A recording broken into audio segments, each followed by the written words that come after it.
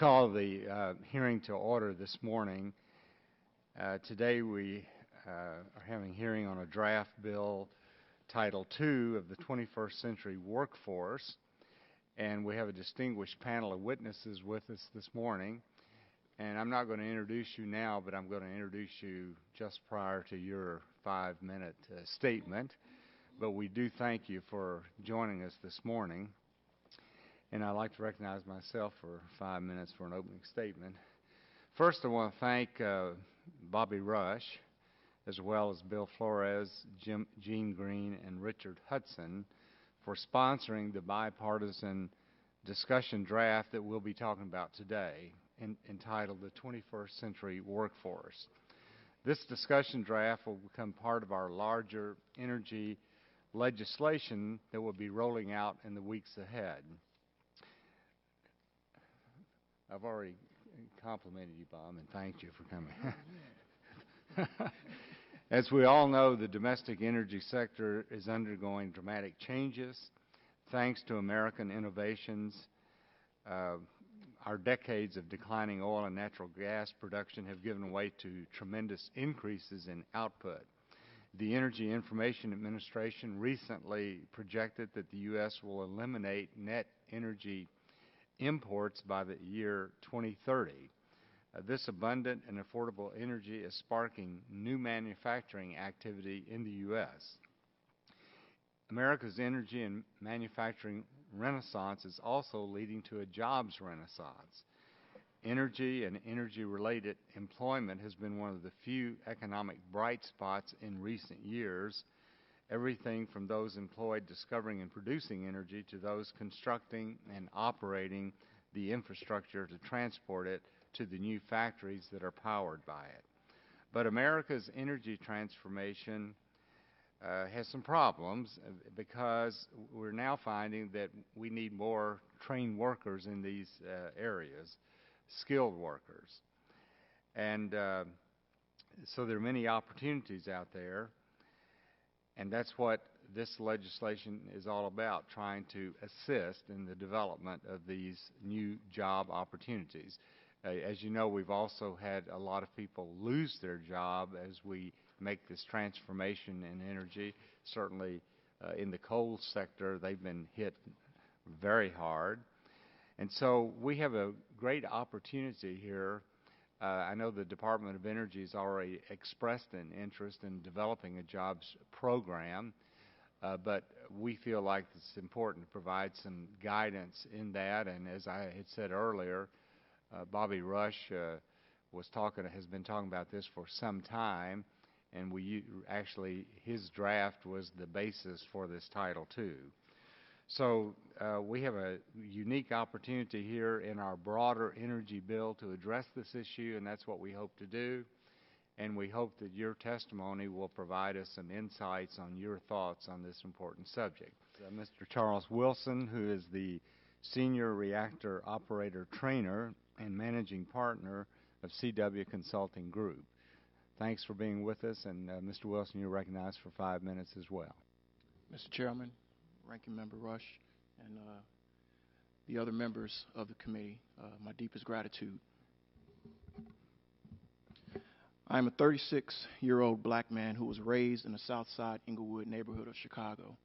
I was born to a single teenage mother, Elizabeth Wilson, and I have 2 younger siblings, Natasha and Tabitha Wilson. My mother's parents died while she was in her teens. My father played no role in our lives. Today, I don't know if he's dead or alive. We were poor. My family received SNAP benefits, and a small amount of money that my mother received afforded us a very humble apartment during a period in Chicago where the murder rate was nearly twice the rate it is today. Despite my impoverished circumstances, I matriculated through the Chicago public school system and graduated from Lindblom Technical High School. In 1996, my joy of having survived to the age of 17 and graduating high school displaced my need to put together a long-term life strategy and plan of execution. That lack of having specific goals contributed to me becoming a teenage husband and father, ready to repeat the cycle that is commonplace amongst those in communities similar to mine. The walls of hopelessness and poverty waited to trap yet another tenant and disrupt the generational foundation necessary to break this destructive cycle. The birth of my firstborn, Aaron Wilson, provided me an opportunity to be a man whose values and principles would be the polar opposite of the man responsible for my birth. That opportunity came in the form of a career serving in the U.S. Navy as a nuclear operator and submariner. My 6-year career provided me the base knowledge and unique skill set that was attractive and needed by the commercial nuclear industry. Exelon Nuclear gave me my first opportunity as an IBEW union chemistry technician and instructor. That opportunity set a trajectory which allowed me to obtain my senior reactor operator certification for training in December 2013. Since Exelon, I've worked at various commercial sites. Every job I've had in the industry has provided me with at least $100,000 annual income. The new awareness of this life-changing career path inspired me to partner with my best friend, Dion Clark of TCI Solutions, also a Navy nuclear operator and senior reactor operator certified trainer. Though Dion served as part of the Navy surface fleet, we won't hold that against him. Dion, a product of Chicago's Southside Robbins neighborhood, and I decided that we wanted to share the opportunity we had been given with our community, the underrepresented, disadvantaged, and underserved. Our philosophy was simple. If we could make it, so could they. And here's how. We created the Legacy Initiative, a program that is rooted in the concept of teaching young people how to think critically. Our youth span from elementary through high school, and we challenge them to take a moment and ask, with this decision, is what I'm about to gain worth what I might lose?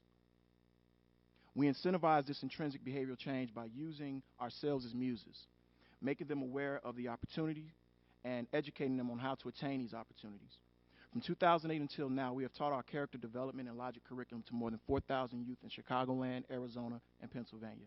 We've partnered with the Center for Energy and Workforce Development. We are now implementing the second phase of our strategy to pipeline these young people to those post-secondary institutions that have 2- and 4-year STEM degrees.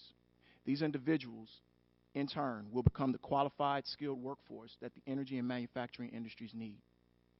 This bill would make what were a series of chance encounters and good timing for me into a template for deliberate, rewarding strategies for those demographics I represent and more. As evidence, I offer that my daughter, who graduates in June from Kenwood Academy in Chicago, will be entering the historically black university, Howard, majoring in nuclear engineering.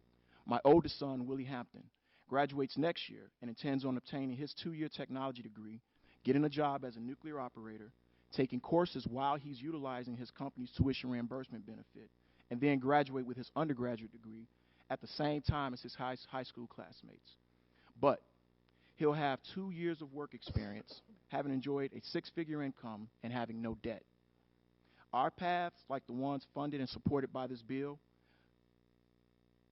ensures that my 5-year-old son, Charles Wilson II, and others in his generation don't have to experience poverty and can start to build the generational wealth and opportunity that evaded the generations before them.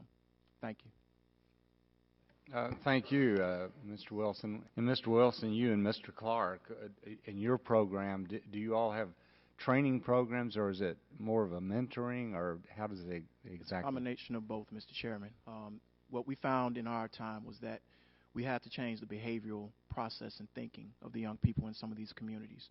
We can't put them in front of an employer and they don't know how to make better decisions for themselves. So we wanted to instill things like self-concept and self-respect, accountability, and then with that we can instill leadership. So that's the first part, is to change that behavioral attitude and decision making. Secondly, yes, we do want to then train them with those stackable credentials that the doctor mentioned, and also the wraparound services that Ms. Martinez also spoke to. So there's a collaborative aspect that has to come with this. So there is the training, not only but with the mentoring, but also with the skills that they need to pipeline into the energy sector. So do all of you agree that this type of legislation would really be beneficial, or? Yes. To also ask the question about other areas, there are 2 other areas that I think that we should concentrate on as well, and that is the wraparound service aspect. Groups like the United Way, if we can utilize those nonprofits that will take care of the things that children have to consider or the youth have to consider. If you're wondering about eating, you're not going to concentrate on your math and physics. So if we have those things that sort of take those concerns off the table, I believe that will help strengthen that pipeline. Secondly, when they get to these schools, do they have adequate housing? That's something that I had one of my youth contact me about and say though he can get into the school, which was Lynn State, he didn't know where he was going to live. So that's another concern is when they get there, how do we make sure they're taken care of when they get to these collegiate levels? Thank you very much, Mr. Wilson. And my time has expired, so Mr. Rush, you're recognized for 5 minutes. Again, I want to thank you, Mr. Chairman. This has been so far a very exciting hearing for me. Mr. Wilson, as I read your testimony and listened to your testimony, I couldn't help but be moved by your story, which is a story that's shared thousands and thousands of times among youth across the nation. It reminded me also of my own life story, and I was also raised by a single mom with 5 children on the south and west sides of Chicago. And I am a high school dropout. I dropped out of high school, but now I've got 2 master's degrees, and so overcoming the odds is something that I'm real familiar with. And so your story reflects and is parallel not only to my story but to others. And I applaud you for not settling for the life that was right around you, the life that you observed day by day, getting up in the morning and going outside and seeing the negativism that surround you. And somehow you had to dream bigger and dream further and dream the impossible. And so I applaud you for not only dreaming the impossible, but to believe in the impossible and believe that you can overcome the odds and make the impossible possible. So I really congratulate you. I know the path and the steps that you've gone through. But Mr. Wilson, in your testimony, you stated that success can come in unexpected and unplanned manners. Tell me, what did you mean by it? Explain that more. And how do you think that provisions of this bill can help other young men and young women improve their life conditions and help them to realize that seemingly evasive but real nearby American dream, if we only had the courage to step out? How do you think this bill will assist in that manner? For me, it's important for me to think about the fact that there is more. There's more to it, and sometimes it's a matter of exposure. When I was in Chicago and in those neighborhoods, I wasn't exposed to anything. I could only see what was in front of me, and I didn't have many role models around for me to see what was possible. So when I speak to the unexpected, I didn't script this. I spoke to my mother the other day, and I said, who would have thought in this small bedroom on 56 in Hermitage that I'd be sitting here in front of members of Congress? That's what I mean. It's not about where you're from. It's, are you going to use it as a crutch, or are you going to use it as fuel?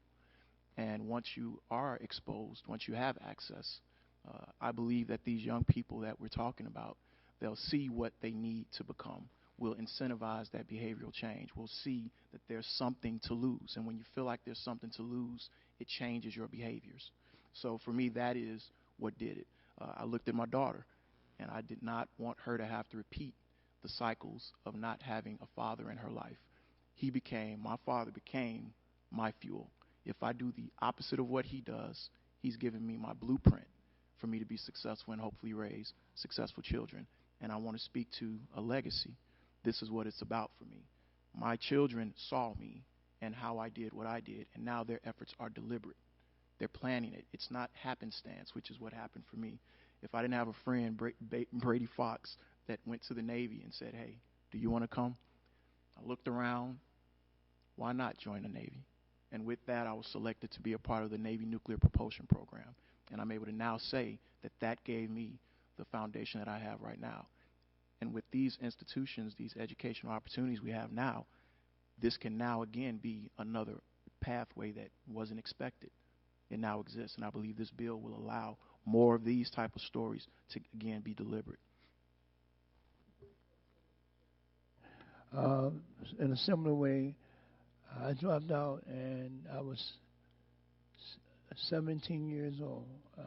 On my next birthday, which was about 3 months later, I pleaded with my mother to let me go to the service. 3 of my friends from the neighborhood, 2 of them went to the Marines, and I went to the Army, and that's what gave me the wherewithal to turn my life around. So, again, parallel circumstances. Thank you so very much. I yield back, Mr. Chairman. At this time, I recognize the gentleman from Pennsylvania, Mr. Pitts, for 5 minutes. Thank you, Mr. Chairman. Let me continue with you, Mr. Wilson. You have a compelling story. Really appreciate hearing it. And you went in the Navy, and that was key. What were your skills before you went in, and how was the Navy effective in changing your skill level? My skills, from an educational standpoint, came from Lindblom High School. It was a technical high school, and it was very rigorous in the sciences and in the math.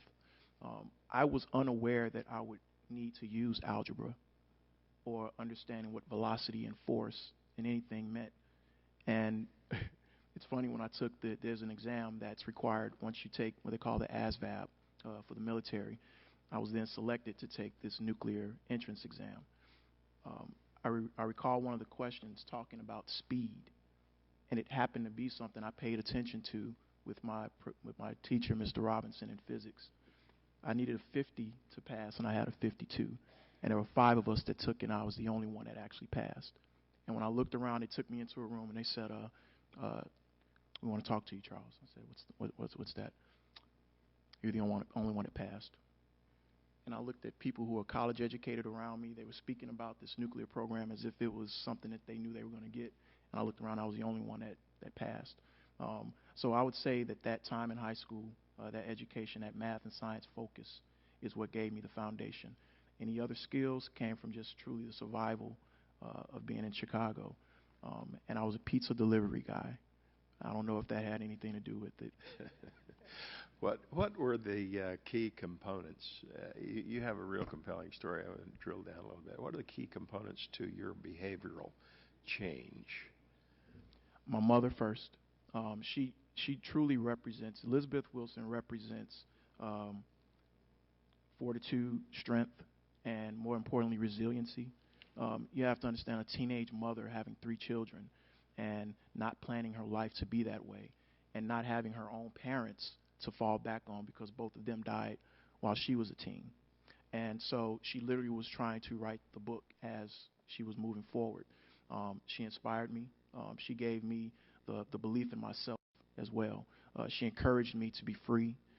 I used to enjoy bringing A's home to her because she smiled, and that inspired me to want to do that more. When I got to high school, my classmates, watching how they got up every day to come to school, despite the odds, gunshots, 3 or 4 different gang neighborhoods that we walked through, and I saw them come every day, and it was a joy to come to school with everyone from Lindblom.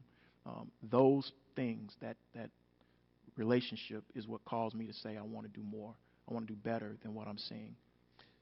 Now, in talking about working with people who need a second chance, how do you teach and how do they emphasize the right character qualities for behavioral change to get them so they do show up on time, that they're the type of employee that employers want to hire? Would you develop that a little bit?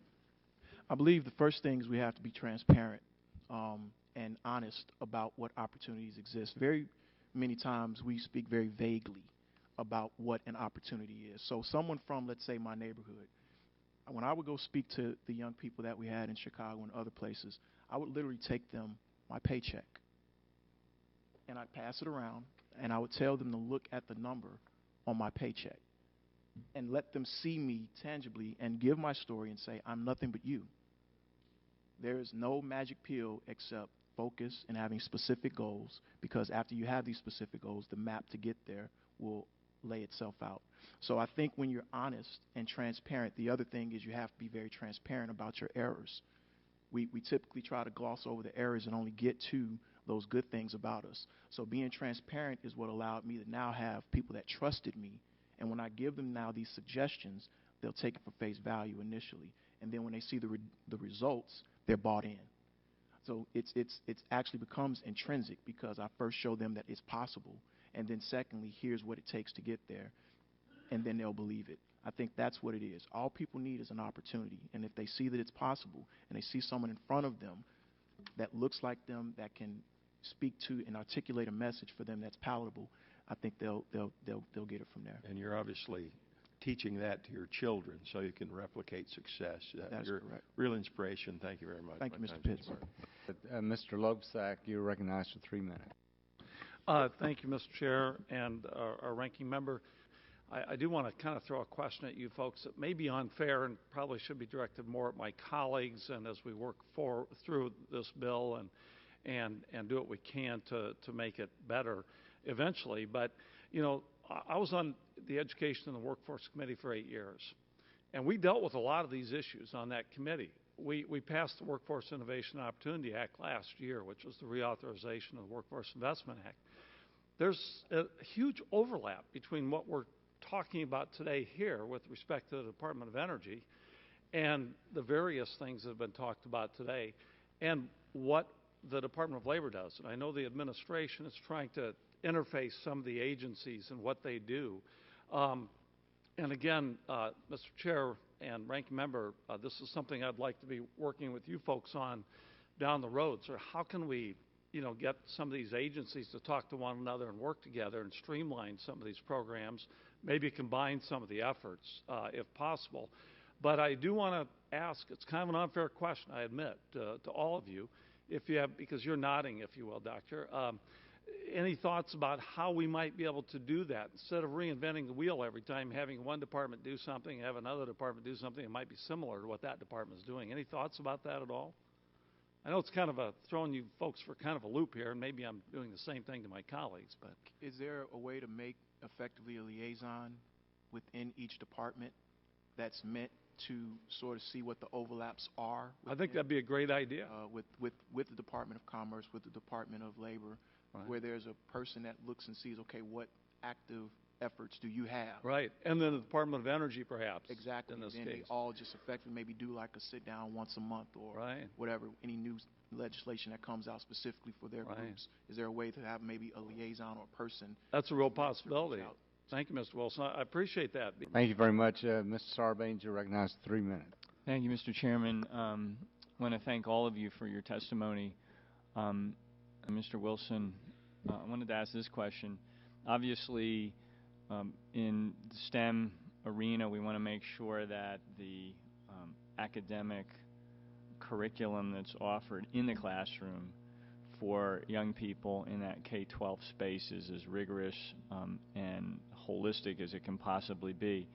But I'm also interested in the opportunities to connect young people with the experiences outside the classroom, in a sense, get them out of the classroom in various ways, so maybe their horizons are broad and they can see the connection to that pipeline opportunity that exists. So if each of you could just very briefly comment on that idea of how we get young people in the K-12 space out of the classroom and connected to these career horizons, that would be helpful. Specifically in Phoenix, we've created a program called Legacy I3, and its purpose is to partner with these community colleges and some of these apprenticeship programs and the such.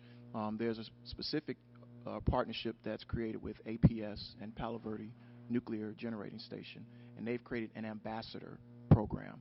So what they do is they actually come to the client schools that we have in Phoenix, in the Phoenix Union District, and take the students from the class to different job sites so that they're exposed to seeing that this is really what we're telling you theoretically in the classroom. So I think that's an example. If you partner with these member companies, they'll have volunteers and those within their organizations that would love to come and then bring those students to their work site. Great, thank you. I yield back. Thank you. At this time, I recognize the gentleman from Texas, Mr. Flores. Thank you, Mr. Chairman. I want to thank you and also Ranking Member Rush for hosting this hearing today. Also want to thank each of you for your testimony. Given the timing and how little time we have left to vote, I'm going to commend each of you for the jobs that you have done and commend you for the quality of your testimony. Mr. Wilson, all I can say is wow. Yeah, what an awesome piece of testimony. I think given the lack of time we have, I will just submit my questions in writing. Thank you. Okay. Well, thank you very much, and I'm sorry we were interrupted by these votes, but I think everyone had an opportunity to ask some questions, and thank you all for being with us, and we look forward to working with you as we try to put this package together in an effective way. We'll keep the record open for 10 days for any additional submissions, and thank you once again, and that will adjourn today's hearing.